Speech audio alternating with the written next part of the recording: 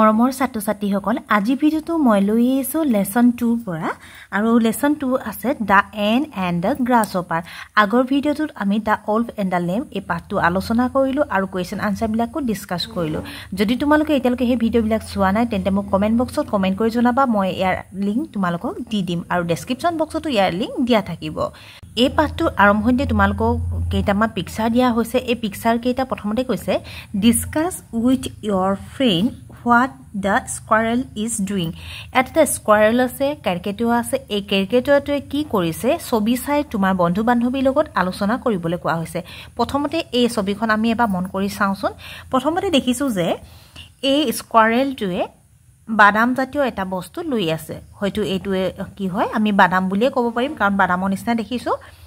স্কুৱাৰেলটোৱে প্ৰথমৰ ছবিটো দেখিছো যে বাদাম এটা লৈ আছে আৰু লাহেকৈ এই বাদামটো নি গছৰ ডালত থকা খুৰুং এটা এই বাদামটো লৈ গৈছে আৰু তাৰ পাছৰ ছবিখন যদি চাও এই বাদাম ৰখা এই খুৰুংটো আৰু বহুতো বাদাম ভৰালে অৰ্থাৎ আমি ক'ব পাৰো যে স্কুৱাৰেল বা ক্যাৰিকেটৰটোৱে বাদাম বিলাক বুটলি আনিছিল আৰু এই গছৰ খুৰুঙত ৰাখিছিল আৰু ৰাখি এইটো গছৰ খুৰুংটো স্কুৱাৰেলটোৱে নিজৰ ভৰাল হিচাপে ব্যৱহাৰ কৰিলে আৰু যেতিয়া তাৰ প্ৰয়োজন হয় বা যেতিয়া ভোক লাগে তেতিয়া এই স্কুৱাৰেলটোৱে গছৰ খুৰুঙৰ পৰা বাদামবোৰ উলিয়াই খায় আমি যেনেকৈ ভৰালত আমাৰ ধান মাহ বিলাক থওঁ আৰু যেতিয়া প্ৰয়োজন হয় ধান মাহ বিলাক উলিয়াই আমি চাউল বনাই খাওঁ ঠিক সেই ধৰণে এই স্কুৱাৰেলটো এনেকৈ গছৰ খুৰুঙত খোৱা বস্তু জমা কৰি ৰাখিছে আৰু যেতিয়া প্ৰয়োজন হৈছে তেতিয়া উলিয়াই খাইছে ইয়াৰ পাছত তোমালোকক এটা ষ্টৰী দিয়া হৈছে সেই ষ্টৰীটোৰ বিষয়ে আমি আজিৰ পাঠটোত পঢ়িম আৰু ষ্টৰীটোৰ গতিকে নাম দিয়া হৈছে দা and the grasshopper and and মানে হ'ল পৰুৱা আৰু গ্ৰাছহপাৰ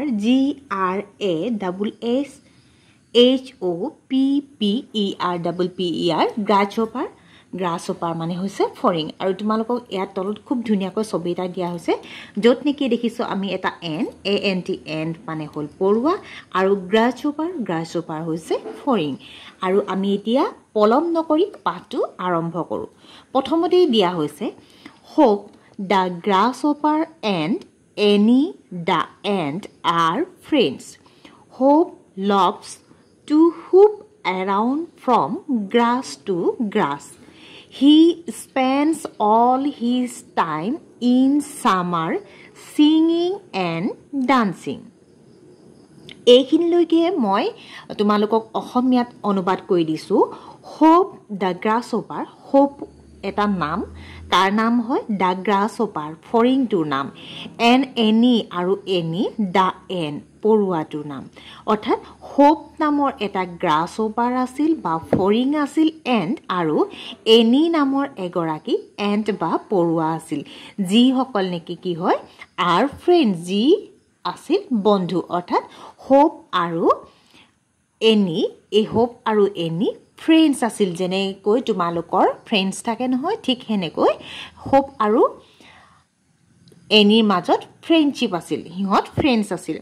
হোপ লভছ হোপে ভাল পাইছিল টু হুপ জপিয়াবলৈ ভাল পাইছিল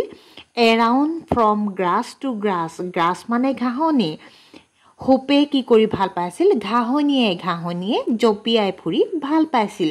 তোমালোকে এতিয়া গৰম দিনত মন কৰিবাচোন খুব ফৰিং ওলায় আৰু ফৰিংবোৰ কি হয় বননিবিলাকত জপিয়াই ফুৰে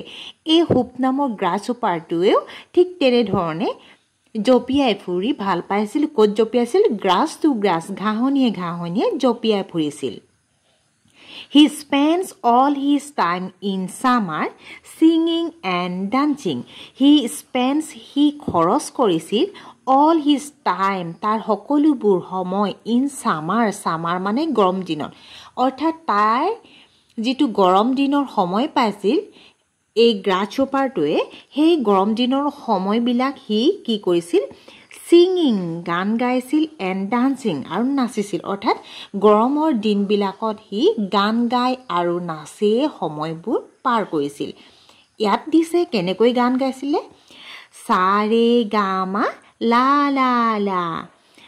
অৰ্থাৎ ই এনেকৈ সাৰেগামা পা তেনেকৈ বিভিন্ন ধৰণৰ গানবোৰ গাই আনন্দ মনেৰে জপিয়াই জপিয়াই ঘাঁহনিবিলাকৰ ওপৰত ঘূৰি ফুৰিছিল তাৰ পাছত কি কৈছিল হোৱাট এ নাইস ৱেডাৰ লা লা লা ইমান ধুনীয়া বতৰ তাৰ মানে বতৰটো ধুনীয়া হোৱাৰ বাবে বতৰটো ভাল লগাৰ বাবে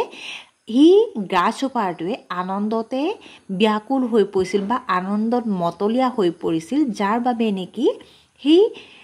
ঘাঁহনিয়ে গান গাই আৰু নাচি সময়বোৰ পাৰ কৰিছিল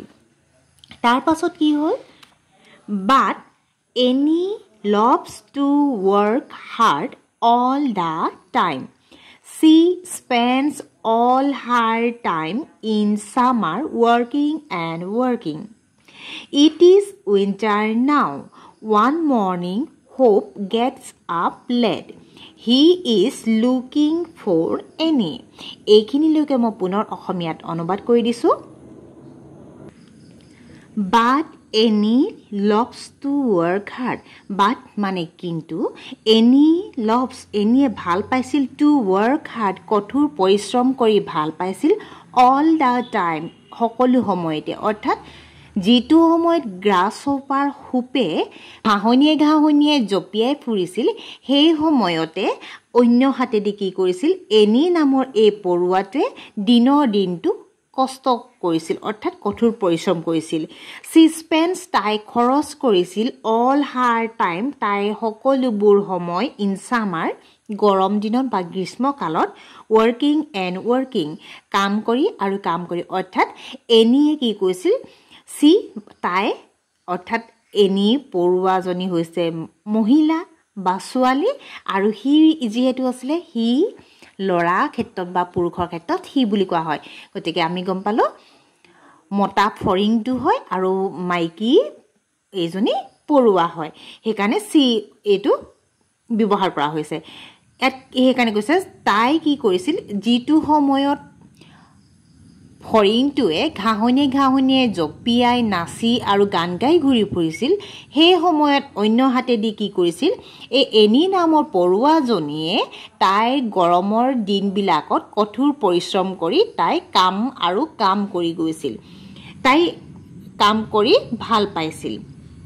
ইয়াৰ পাছত আছে ইট ইজ উইন্টাৰ নাও এতিয়া ঠাণ্ডা দিন পালেহি উইন্টাৰ হৈছে ঠাণ্ডা দিন বা শীতকাল One morning, এদিনাখন ৰাতিপুৱা Hope gets up late. Hope gets up late মানে দেৰিকৈ gets up হাৰ পাইছিল হোৱাৰ পৰা Hope দেৰিকৈ উঠিছিল He is looking for Annie আৰু শুই উঠি হি এনিক বিচাৰিছিল তলৰ ছবিটো দেখিছো আমি এয়া গ্ৰাছহপাৰটো শুই উঠিছে আৰু শুই উঠি ইফালে সিফালে এনিক বিচাৰি ফুৰিছে ইয়াৰ পাছত কি হৈছে চাওঁহা Hope sees Annie. Hope Annie দেখা পালে. She is busy in the storehouse. She is busy. তাই ব্যস্ত হৈ আছে in the storehouse. কোঠালি ঘৰটোত অৰ্থাৎ য'ত খোৱা বস্তু ৰাখিছে আমাৰ যিটো ভঁৰাল হয় আমি যি ধৰণে ভঁৰালত ধান মাহ সৰিয়হ থওঁ ঠিক সেইদৰে এই এনিও এটা ষ্ট'ৰ হাউচ বা ভঁৰাল ঘৰ আছে য'ত নেকি তাই খোৱা বস্তুবোৰ ৰাখিছে আৰু হোপে আহি এনিক দেখিলে যে তাই সেই কোঠালি ঘৰত ব্যস্ত হৈ আছে ভঁৰাল ঘৰটোত ব্যস্ত হৈ আছে তেতিয়া গ্ৰাছহপাৰটোৱে হোপে সুধিছে সম্বোধন কৰিছে প্ৰথমতে hello' good morning any hello' বুলি কৈ সুপ্ৰভাত জনাইছে কাক এনিক জনাইছে তেতিয়া এনিয়ে কৈছে good morning hope Whats the matter good morning জনালে এনিয়ে আৰু লগতে সুধিছে হোৱাটছ দ্য মেটাৰ কি খবৰ হোপ সুধিছে কাৰণ ৰাতিপুৱাই যিহেতু ওলাইছেহি বা এই ঠাণ্ডাৰ দিনতো যিহেতু ওলাইছেহি কি কাৰণেনো আজি আমাৰ ঘৰত এই ঠাণ্ডাৰ দিনটোত ওলালহি সেইটো কথা জানিবৰ বাবে এনিয়ে হোপক প্ৰশ্ন কৰিছে তেতিয়া হোপ নামৰ এই গ্ৰাছহপাৰটোৱে কৈছে আই এম ভেৰি হাংৰি মই বৰ ভোকাতুৰ will you please give me some food অনুগ্ৰহ কৰি তুমি মোক অলপ খোৱা বস্তু দিবানে ফুড মানে খোৱা বস্তু সম মানে অলপ খোৱা বস্তু দিবানে কাক সুধিছে এনি নামৰ এই পৰুৱাজনীক সুধিছে তেতিয়া এনিয়ে কি কৰিছে এনিয়ে কৈছে I have a good store of food did not you store some food for winter এনিয়ে কৈছে I have মোৰ আছে a good store of food খোৱা বস্তুৰ এটা ভাল সংৰক্ষণ অৰ্থাৎ খোৱা বস্তুবিলাক এনিয়ে গৰম দিনতে হাসি ৰাখিছে ঠাণ্ডা দিনত খাম বুলি গতিকে এনিৰ ওচৰত বৰ্তমান খাবৰ বাবে বহুতো বস্তু আছে Did not you store some food for winter তুমি উইন্টাৰৰ বাবে ঠাণ্ডাৰ দিনত খাবৰ বাবে অলপ খোৱা বস্তু সংৰক্ষণ কৰি নথলা নেকি বা জমা কৰি নথলা নেকি কাৰণ কি হয় জীবজন্তু বিশেষকৈ এই পৰুৱা বিলাক ফৰিং বিলাকে গৰম দিনতে খোৱা বস্তুবোৰ গুটাই ৰাখে যাতে সিহঁতৰ ঠাণ্ডা দিনত কষ্ট নাপায় সেই কাৰণে কি হয় গৰম দিনত তোমালকে খুব পৰুৱা দেখিবা কিন্তু ঠাণ্ডা দিনত পৰুৱা মহ মাখি এইবিলাকৰ পৰিমাণ কমি যায় সিহঁতে ঠাণ্ডা দিনত উলাই নাহে ইয়াতো কি হৈছিল এই ফৰিং আৰু পৰুৱা এই দুটাই কি কৰিলে গৰম দিনত পৰুৱাটোৱে খোৱা বস্তু ৰাখিলে কিন্তু ফৰিংটোৱে কি কৰিলে নাচি বাকি ঘুৰি ফুৰিলে যাৰ কাৰণে নেকি এতিয়া ঠাণ্ডা দিনত তাৰ ভোক লাগিছে কিন্তু খাবলৈ একো নথকাৰ বাবে পৰুৱাটোৰ ওচৰত সহায় বিচাৰি আহিছে যেতিয়া পৰুৱাটোৱে খোৱা বস্তু ৰখা নৰখাৰ কথা সুধিলে তেতিয়া ফৰিংটো কি কৰিলে চোৱা তেতিয়া ফৰিংটোৱে ছবিটো চোৱাচোন মূৰটো তললৈ নমাই দিছে মানে তাৰ হয়তো মনত দুখ লাগিছে তেতিয়া কৈছে কি নো আই ডিড নট নাই মই নথলো আই স্পেন্ড মাই ডেজ সিংিং এণ্ড ডান্সিং আই স্পেন্ড মই খৰচ কৰিলো মাই ডেজ মোৰ দিনবোৰ সিংিং এণ্ড ডান্সিং গীত গাই গাই আৰু নাচি নাচি অৰ্থাৎ মই গৰম দিনবোৰ গান গাই গাই আৰু নাচি বাগি নষ্ট কৰিলো বা খৰচ কৰিলো তেতিয়া এনি নামৰ এই এনটোৱে তেতিয়া কি কৈছে ভেৰি বেড হোপ বৰ বেয়া কথা hope we should think about our future we should think আমি ভাবিব লাগে এবাউট আৱাৰ ফিউচাৰ এই শব্দটো মন কৰিবা দেই FUTURE টিটোৱে ত উচ্চাৰণ হয় কিন্তু ইয়াত আমাৰ ফিউচাৰ চৌচান TURE কিন্তু চাৰ চৌচান হৈছে গতিকে তোমালোকে এই শব্দটো পঢ়িব লাগিব future we should think about our future আমি আমাৰ ভৱিষ্যতৰ কথা ভাবিব লাগে we should save some food for winter আমি আমাৰ কিছুমান খাদ্য উইন্টাৰ শীতকালৰ বাবে ৰাখিব লাগে হেতু হিহঁতৰ নিয়ম হয় কাৰণ হিহঁতে ঠাণ্ডাৰ দিনত মানুহৰ নিচিনাকৈ গৰম কাপোৰ পিন্ধি উলাই আহিব নোৱাৰে আৰু যদি বেছি ঠাণ্ডা লাগি যায় হিহঁত মৰি যাব সেই কাৰণে গৰম দিনতে এই জীৱ বিশেষকৈ কীট পতংগ বিলাকে ঠাণ্ডা দিনৰ বাবে খোৱা বস্তু সংৰক্ষণ কৰি ৰাখে সেই কাৰণে কৈছে আমি আমাৰ ভৱিষ্যতৰ কথা ভাবিব লাগে we should save some food for winter আমি শীতকালৰ বাবে কিছুমান খোৱা বস্তু সংৰক্ষণ বা মজুত কৰি ৰাখিব লাগে এনিৱে যি কি নহওক I will give you some food this time যি কি নহওক মই তোমাক এইবাৰৰ বাবে অলপ খোৱা বস্তু দিম but only this time এইবাৰৰ বাবে খোৱা বস্তু দিম বুলি কৈছে কিন্তু লগতে হতক কৈ দিছে but only this time কিন্তু এইবাৰহে দিম অৰ্থাৎ যদি বাৰে প্ৰতি খুজিবলৈ আহে তেতিয়া কিন্তু মই নিদু এইবাৰৰ বাবেহে কিন্তু মই তোমাক খোৱা বস্তু দিম তেতিয়া গ্ৰাছহপাৰটোৱে কি কৈছে Thank you very much Annie বহুত বহুত ধন্যবাদ Annie I have learned a lesson মই এটা আজি শিক্ষা পালো অৰ্থাৎ মই আজি এটা শিক্ষা পালো শিক্ষাটো কি from now এতিয়াৰ পৰা on I will work hard এতিয়াৰ পৰা মইও কঠোৰ পৰিশ্ৰম কৰিম I will also save food like you মইও তোমাৰ নিচিনাকৈ খাদ্য সংৰক্ষণ কৰি ৰাখিম যেহেতু নেকি আজি দিনটোত ঠাণ্ডা দিনত এতিয়া ভোক লগাৰ সময়ত ফৰিংটোৰ অৰ্থাৎ খুপৰ খাবৰ বাবে খাদ্য নাথাকিলে আৰু খাদ্য বিচাৰি এনি ওচৰত আহিব লগা হ'ল যদিহে এই গ্ৰাছহপাৰটোৱে গৰম দিনত কাম কৰিলে হয় খোৱা বস্তু যদি সংৰক্ষণ কৰি ৰাখিলে হয় আজি কিন্তু হি ভোকত থাকিব লগা নহল হেতেন আৰু এনিয়ে খোৱা বস্তু দিছে লগতে তাই এইটো কথাও ক'লে যে আজিহে দিছে ভৱিষ্যতে কিন্তু আকৌ খুজিলে নিদিয়ে গতিকে যদি এনে খোৱা বস্তু নিদিয়ে হয়তো গ্ৰাছহপাৰটো ভোকত থাকিব লাগিব আৰু ভোকত থাকি যদি হি একো খাবলৈ নাপায় তেতিয়া গ্ৰাছহপাৰটো মৰি যাব আৰু ঠাণ্ডাটো যদি বাহিৰলৈ ওলাই ঘূৰি ফুৰিব লগা হয় তেতিয়া গ্ৰাছহপাৰটো মৰি যাব পাৰে সেই কাৰণে আমি এটা কথাই এই পাঠটোৰ পৰা বুজিলো যে আমি সময়ৰ কাম সময়ত কৰিব লাগে